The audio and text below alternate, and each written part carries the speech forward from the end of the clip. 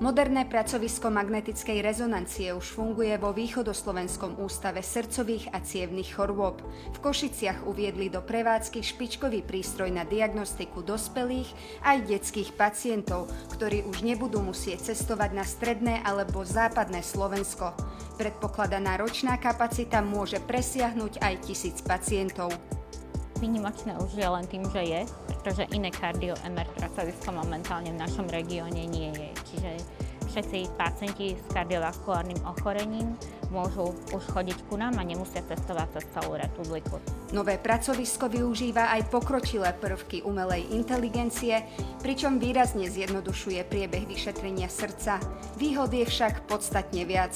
Zatiaľ kardiovaskulárne ochorenia na Slovensku vedú spolu s onkologickými ochoreniami. Čiže pacientov tým, že je toľko tých kardiovaskulárnych ústavov v priebehu celého Slovenska, tak áno, a všetci máme veľa pacientov, tak ich asi veľmi neubúda, aj keď vlastne si myslím, to vzdelávanie pacientov, čo sa týka životosprávy, sa stále zlepšuje, ale pacientov máme dosť. Pre Košickú župu je prioritou zdravie občanov, pretože práve na východe je najviac pacientov so srdcovými a cievnymi chorobami. Vedenie kraja dbá na dostupnosť, kvalitu aj zvyšovanie úrovne zdravotnej starostlivosti.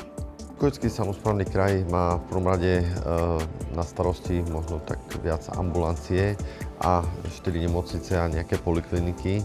Čiže špecializované koncové zariadenia sú v gestii štátu, ale tu aj preto sa stretávame s riaditeľmi a predstaviteľmi týchto nemocníc aj ostatných, aby sme skoordinovali túto činnosť, pretože potrebujeme presunúť časť úkonov možno do ambulantného sektora.